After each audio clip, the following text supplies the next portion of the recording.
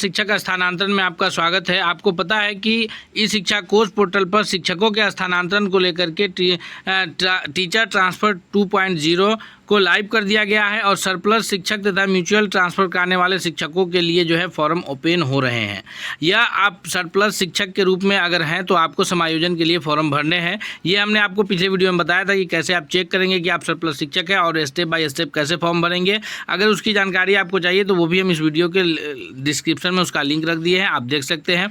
आज हम आपको बताएंगे कि आप कैसे सरप्लस शिक्षक घोषित हुए हैं, किस आधार पर हुए हैं, किस मानक मंडल के हिसाब से हुए हैं। आपका एक कंप्लेन आ रहा है कि आपके विद्यालय में जो है शिक्षकों की संख्या ज़्यादा है। बहुत सारे ऐसे शिक्षक हैं जो 10 वर्षों से कार्यरत हैं, लेकिन उनकी जगह पर आपका जो है सरप्लस में नाम आ गया है। हालांकि आप जो है पिछले 1 वर्ष से अभी 6 महीना पहले या पिछले 1 वर्ष पहले आप जो है उस विद्यालय में ट्रांसफ़र करा करके गए हैं, फिर भी आप ही का नाम सरप्लस शिक्षक में क्यों रखा गया है। तो इस संदर्भ में हम संपूर्ण जानकारी आपको इस वीडियो में उपलब्ध कराने जा रहे हैं। अगर आप चैनल पर नए हैं तो प्लीज़ चैनल को सब्सक्राइब करते हुए बेल आइकन को प्रेस कर लीजिए ताकि आपको सबसे पहले आपको अपडेट पहुंचे। पहले हम वो मानक मंडल देख लेते हैं जिसके आधार पर शिक्षकों को सरप्लस घोषित किया गया है।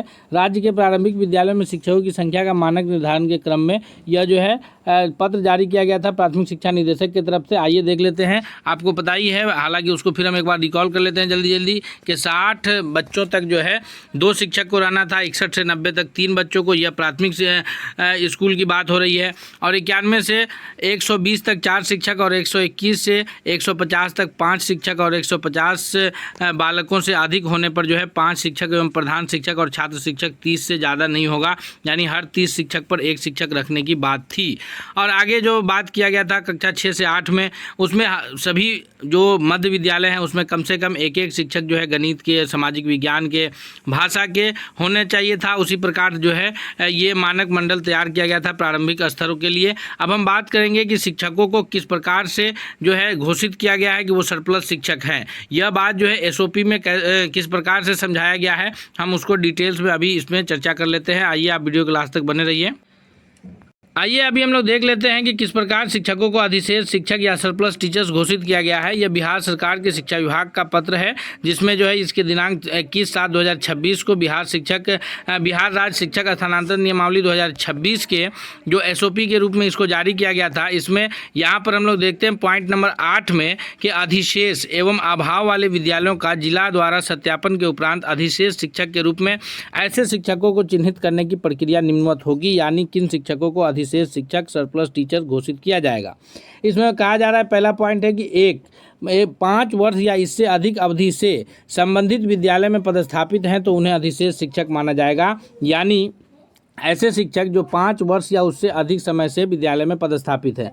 आपको बता दें कि जो 2022 में छठे चरण की बहाली हुई है या उसके बाद बीपीएससी टीआरई 1, टीआरई 2, टीआरई 3 की जो बहाली हुई है, इन सभी शिक्षकों को अभी 5 वर्ष पूरा नहीं हुआ है। तो 5 वर्ष पूरा करने वाले शिक्षक कौन है? तो 5 वर्ष पूरा करने वाले सभी शिक्षक वैसे शिक्षक हैं जो नियोजित शिक्षक के रूप में कार्यरत थे।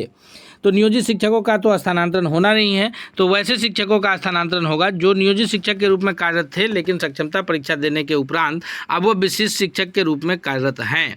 तो जो भी विशिष्ट शिक्षक बन गए होंगे, वो जिन विद्यालयों में शिक्षकों की संख्या अधिक होगी उस विद्यालय में जो विशिष्ट शिक्षक होंगे, स्वाभाविक है कि वो 5 वर्ष से अधिक समय से कार्यरत होंगे। छठे चरण वालों को छोड़ करके, चूँकि छठा चरण वाले जो विशिष्ट शिक्षक होंगे उनका कार्यकाल अभी 5 वर्ष का पूरा नहीं हुआ है, क्योंकि जो शिक्षकों की तिथि की जो गणना करनी है 5 वर्ष पूरा होने की, वह 31/3/2026 तक ही 5 वर्ष पूरा होने की गणना करनी है। ये भी याद रखिएगा, 5 वर्ष पूरा होने की गणना कब तक करनी है? 31/3/2026 तक 5 वर्ष पूरा होना चाहिए। और जो छात्र शिक्षक अनुपात लिया गया है वह 2025-26 में उस विद्यालय में कितना बच्चों का नामांकन था उस हिसाब से लिया गया है, न कि अभी करंट सेशन के हिसाब से नहीं लिया गया है, पिछला बैक सेशन के हिसाब से लिया गया है।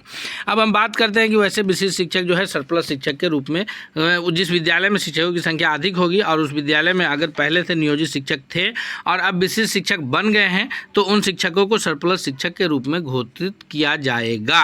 आगे है कि 5 वर्ष या इससे अधिक अवधि में पदस्थापित शिक्षकों की संख्या अगर 1 से अधिक हो, यानी किसी विद्यालय में 2-3 एक शिक्षक को जो है सरप्लस शिक्षक घोषित करना है, लेकिन उस विद्यालय में 5 वर्ष से अधिक सेवा देने वाले शिक्षकों की संख्या अधिक है, तो वैसे सिचुएशन में क्या किया जाएगा। तो अगर ऐसे सिचुएशंस है कि वहाँ शिक्षकों की संख्या अधिक है, तो वहाँ पर क्या है कि पदस्थापित शिक्षक एक से अधिक है, तो स्थापन अवधि के घटते क्रम में अधिशेष शिक्षकों को जो है चिन्हित किया जाएगा।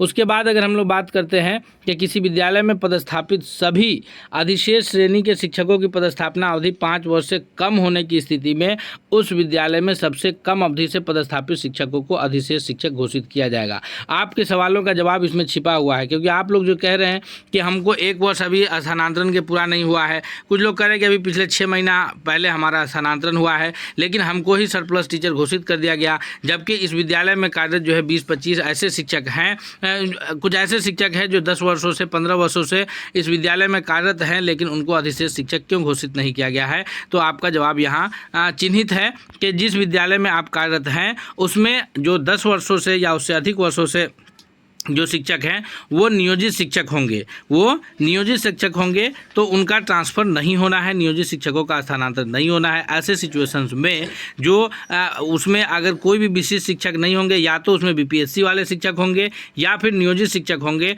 तो वहाँ शिक्षकों की जो चूँकि विशिष्ट शिक्षक नहीं होंगे तो वैसे शिक्षकों का तो स्थानांतरण नहीं होगा, तो फिर वहाँ पर जो अधिशेष शिक्षक घोषित किया जाएगा तो उन शिक्षकों को किया जाएगा जो सबसे लास्ट में उस विद्यालय में योगदान दिए होंगे, चाहे वो TRE 3 में आके योगदान दिए हों, चाहे वो TRE 2 के पूरक रिजल्ट में आके योगदान दिए हों, या फिर वो दिसंबर या जनवरी के महीने में जो स्थानांतरण हुआ है उसमें योगदान दिए हों, या फिर पिछले वर्ष जून महीने में जो स्थानांतरण हुआ था उसमें योगदान दिए हों।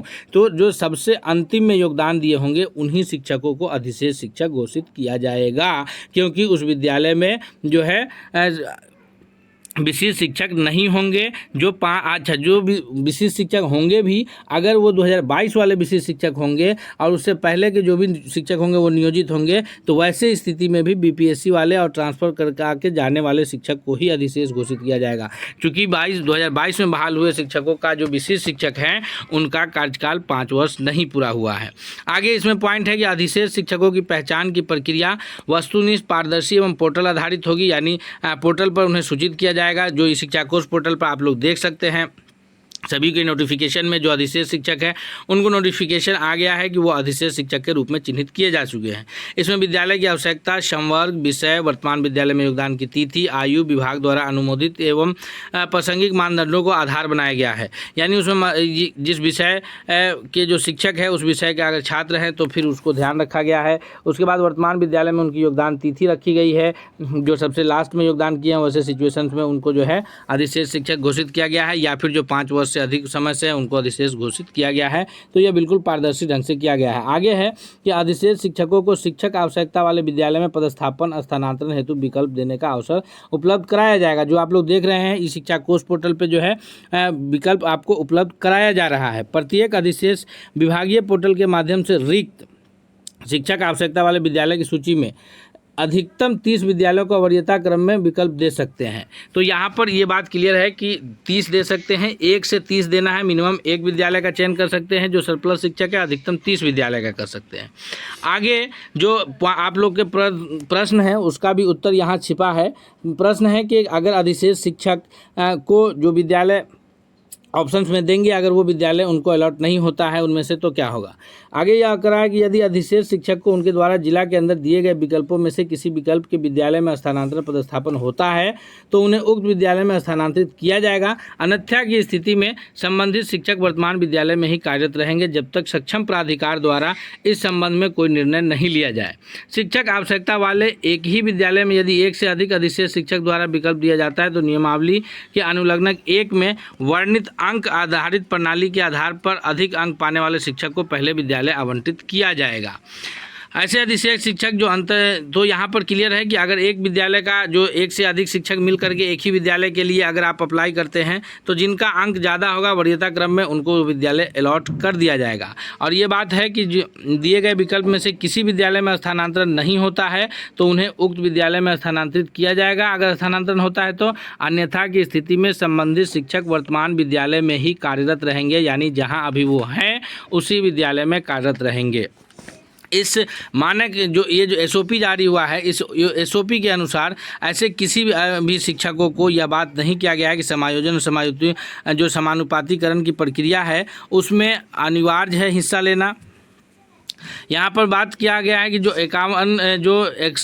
31 मार्च 2026 तक जिनका 58 वर्ष पूरा हो रहा है उन्हें समानुपातीकरण के लिए चिन्हित नहीं किया जाएगा। अगर वो स्वयं जाना चाहते हैं तो उनसे कोई आपत्ति नहीं होगा। दूसरी बात है कि सर्वप्रथम समायोजन समानुपातीकरण की प्रक्रिया पूर्ण होगी जिसके तहत शिक्षकों को जिला के अंदर ही समायोजन किया जा सकता है। इसी प्रकार प्रमंडलीय संवर्ग के शिक्षकों का प्रमंडल के अंदर होगा समायोजन और तत्पश्चात पारस्परिक स्थानांतरण की कार्रवाई शुरू होगी। उसके बाद म्यूचुअल स्थानांतरण का होना है और म्यूचुअल के बाद जो है सामान्य स्थानांतरण की प्रक्रिया शुरू होनी है, जो आप सभी जानते ही हैं। तो यहाँ पर इस बात का उल्लेख इसमें नहीं किया गया है कि अगर शिक्षक अप्लाई नहीं करते हैं तो वैसे सिचुएशन में क्या होगा, लेकिन इस बात का उल्लेख कर दिया गया है कि जिन शिक्षक अगर अप्लाई करते हैं और उसमें से उनको विद्यालय अलॉट नहीं होता है तो वो पूर्व में या वर्तमान में जिस विद्यालय में कार्यरत है उसमें बने रहेंगे। आगे अगर विभाग की तरफ से कोई भी नोटिफिकेशन जारी किया जाता है तो हम आपको उपलब्ध कराएंगे। इसके लिए अगर आप चैनल पर नए हैं तो प्लीज़ चैनल को सब्सक्राइब करते हुए बेल आइकन को प्रेस कर लीजिए। हम मिलते हैं आपसे नए अगले अपडेट के साथ, तब तक के लिए बहुत बहुत धन्यवाद।